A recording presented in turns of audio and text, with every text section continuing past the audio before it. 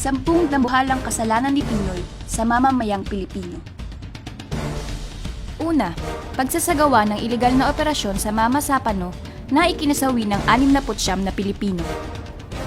Ilegal ang operasyon sa Mama Sapano dahil isang suspendidong hepe ng PNP na si Alan Purisima ang pinagmando. Sadyang itinago ang Oplan Exodus sa liderato ng PNP at maging sa iba pang mataas na opisyal ng gobyerno na miyembro ng National Security Cluster tulad ng kalihim ng Department of National Defense o DND, kalihim ng DILG, gayon din sa Chief of Staff ng AFP. Ilegal ang operasyon sa Mama Sapano dahil sangkot hanggang sa combat operations ang dayuhang tropang US. US ang nagpondo sa Wolverine o Exodus, nagbuo ng intelligence packet, nagtraining sa SAF-PNP, kasama ang dayuhang sundalong Amerikano ng SAF-PNP sa madugong operasyon mula sa Tactical Command Post at sa aktwal na labanan at may drone ng US na nakasubaybay habang nagaganap ang engkwentro. 69 na Pilipino ang namatay nang nag-astang general si Aquino at kinumando ang isang sensitibo at malaking operasyong pulis alinsunod sa kagustuhan ng US. Umabot sa 1,500 na pamilya ang nagbakwit sa dating payapang komunidad ng mga sibilyan sa Mama Sapano. Pangalawa, pagsuko ng soberanya ng bansa at pagsunod sa dikta ng US. Kinakaladkad ni Aquino ang Pilipinas sa gera ng US sa ngalan ng War on Terror nito at pinirmahan ang makaisang panig na Enhanced Defense Cooperation Agreement o EDCA. Ipinatupad niya ang anti-Pilipino at makadayuhang K-12 na sistema ng edukasyon. Patuloy din itong nagiging inutil sa bayan at sunod-sunuran sa dayuhan sa isyu ng Spratly Islands at Sabah. Pinalusot niya ang US sa maliit na danyo sa malaking pinsala nito sa Tubataha Reef. Pinapahintulutan niya ang mga dayuhang bansa na maglabas-pasok ng nukleyar na armas sa karagatan ng Pilipinas. Pinapagamit din niya ang karagatan at himpapawid ng bansa para sa operasyong militar ng US.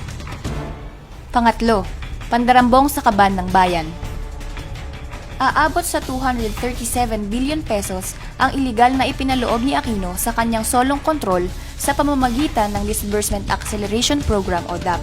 Pinakinabangan ito ng kanyang mga kapamilya, kaklase, kaibigan at kabarilan.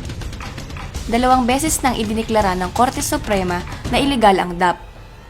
Pang-apat, kriminal na kapabayaan sa pananalanta ng Bagyong Yolanda at iba pang kalamidad. Higit sa 12,000 katao ang namatay sa mga malalaking kalamidad sa ilalim ni Aquino, gaya ng mga Bagyong Yolanda, Sendong, Pablo, Ruby, Glenda, Santi at pananalasa ng Habagat. Sa dami ng pondong hawak ni Aquino gaya ng DAP, Presidential Social Fund, Special Purpose Fund, Calamity Fund at iba pa, walang ginawa ang gobyerno para makasapat sa paghahanda at maiwasan ng matinding pinsala ng mga taunang mararaming kalamidad sa buhay at ari-arian ng mga tao.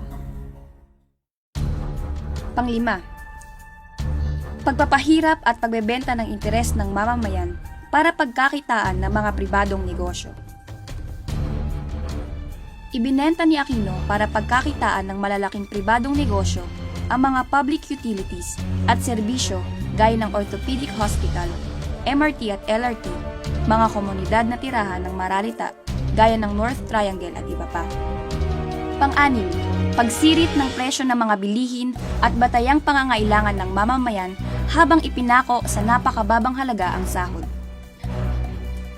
Nananatili sa 466 pesos ang minimum wage sa NCR at mas mababa sa mga probinsya, habang tinatayang nasa 1,200 piso na ang halaga na kailangan ng isang pamilya kada araw para matustusan ang mga batayang pangangailangan. Pampito, pagwasak sa kalikasan sa malawakang pagmimina para pagkakitaan ng mga dayuhang kumpanya.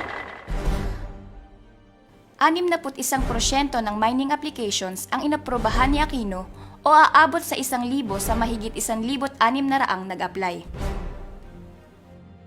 Nasa mahigit 300,000 hektarya ang binukas para sa pagmimina habang mahigit 100 bilyong piso ang kinikita at inilalabas sa bansa ng mga dayuhang korporasyon sa mina sa taong 2014 lamang.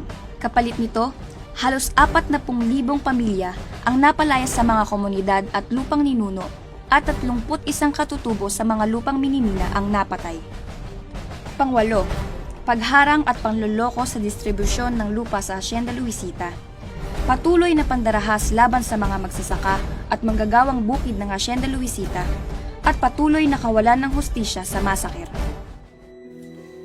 Pangsyam, patuloy na paglabag sa karapatang pantao at pananabotahe sa peace talks. Sa ilalim ng administrasyon ni Pinoy, lalong lumaganap ang kontraktualisasyon sa paggawa. Maraming maralitang mga komunidad naman ang marahas na dindemolish. Umabot na sa 208 ang bagong bilanggong politikal, 204 ang biktima ng extrajudicial killings, 21 ang biktima ng sapilitang pagkawala. Samantala, pinapahintulutan ni Pinoy ang special treatment kay General Palparan at promosyon sa mga dumukot kay Jonas Burgos. Binabaliwala niya ang mga napirmahang kasunduan sa pagitan ng GPH at NDFP gaya ng Karil at Jasig. Gayon din sa pagitan ng GPH at MILF gaya ng Coordination at Ceasefire Agreement. Pangsampu, pagbibigay pabor at posisyon sa gobyerno sa mga KKKK at pagpapanatili sa kanila bagamat nasangkot sa katiwalian.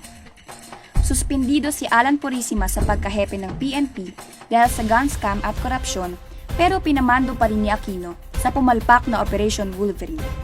Nasangkot sa possession of firearms at pagbili ng mga pirated DVD si Presidential Political Advisor Ronald Llamas, pero pinagtanggol pa rin ni Aquino. Autor ng iligal na DAP ang kalihim ng budget and management na si Florencio Butch Abad na kumontrol sa 237 billion pesos na kaban ng bayan kasama si Pinoy. Nasangkot si Alcala sa mga smuggling at kartel ng produkto sa agrikultura at nasangkot naman sa korupsyon sa Pagcor Sinagyat. Ngunit pare-parehong ipinagtanggol, pinanatili sa pwesto at pinagmalaki pa ni Aquino. Hindi mapapanagot si Aquino sa kanyang mga dambuhalang kasalanan sa mamamayan hanggat nananatili ito sa pwesto. Kaya't ang ating panawagan, paalisin at panagutin ang puppet, pasista, pahirap at walang malasakit sa mamamayang Pangulong Noynoy Aquino.